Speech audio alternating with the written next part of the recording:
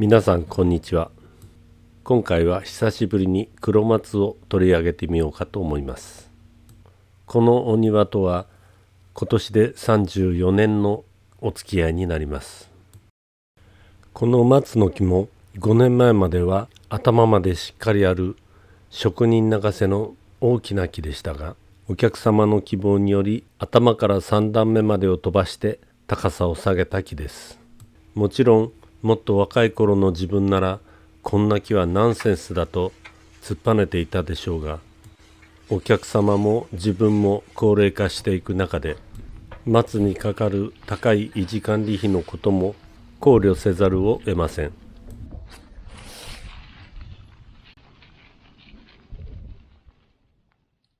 作業内容としては12月時点でいうところの去年までの古葉をすべてむしり取る古葉むしりという作業と、もみあげといって今年の枝についている今年の葉っぱを下から3分の1から2分の1程度むしり取るという作業を同時にやっていきます。そして目先の数ですけれども、4目以上あるような枝でしたら 2,3 目になるように枝先を間引きます。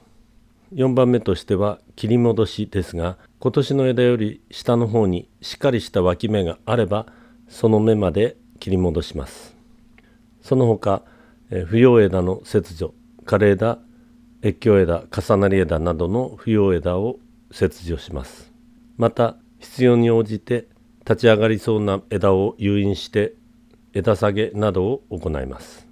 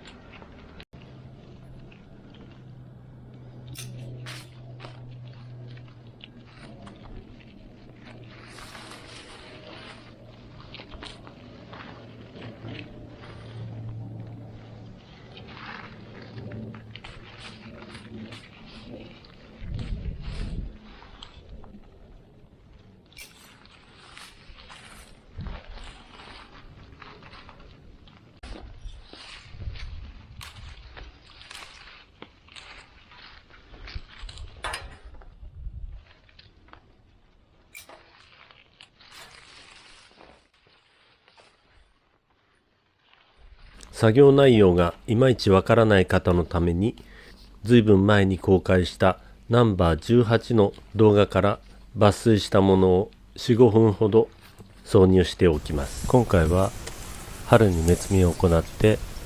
秋冬に古葉のもみあげを行う普通の剪定について説明します。秋から冬にかけての松の手入れは、去年の葉っぱをすべてむしり取って今年の葉っぱを少しもみ上げる、そして目先の整理をしていくというのが基本的な内容です。古葉をきちんと取れば取るほど見栄えが良くなりますので、丁寧に作業を行います。古葉をむしることで木の内部によく火が入り、脇芽が吹きやすくなります。また強すぎる黒松の樹勢を抑える効果もあります。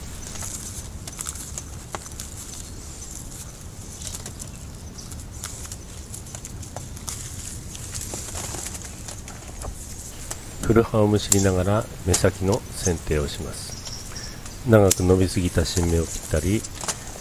1箇所から何本も出ている目先を 2,3 本に減らします。基本的には去年の葉っぱはすべてむしり取ります。今年の葉っぱは適度な濃さが残る程度で、下の方はもみあげます。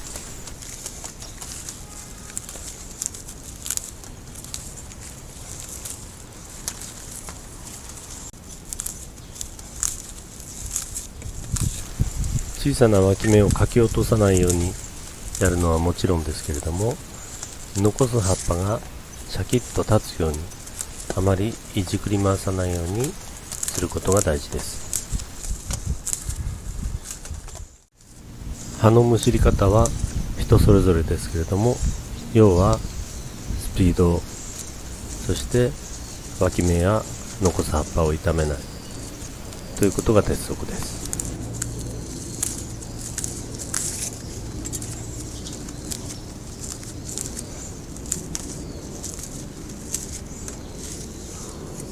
きちんとした仕事ができれば、古葉むしりも、片手でやろうが両手でやろうが、手袋をしていようがしまいが構わないと私は思っています。私の場合は両手とも片手でむしることができますので、2本同時にむしるというようなことも可能です。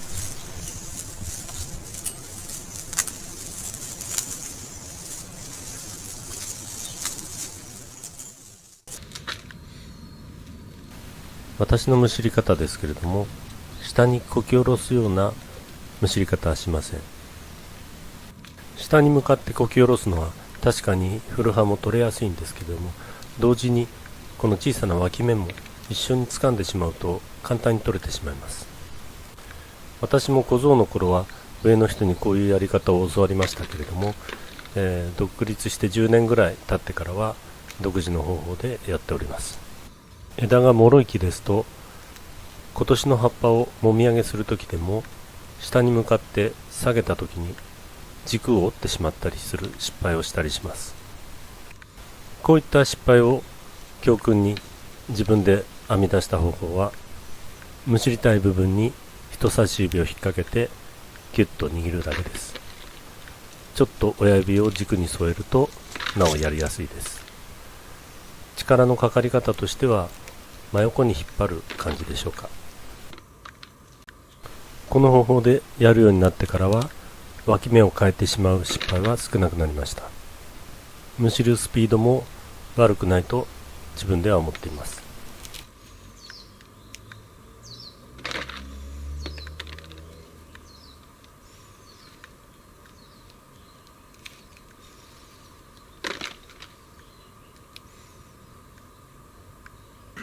両方の手でこれができるようになると作業がなお早くなります。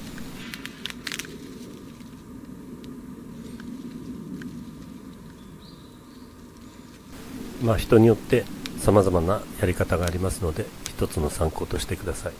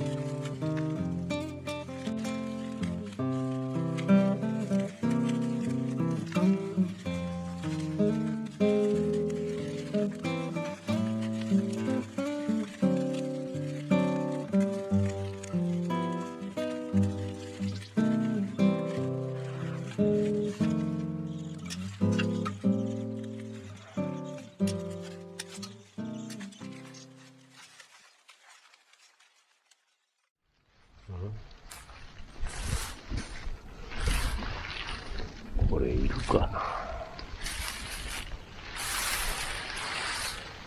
いらないね。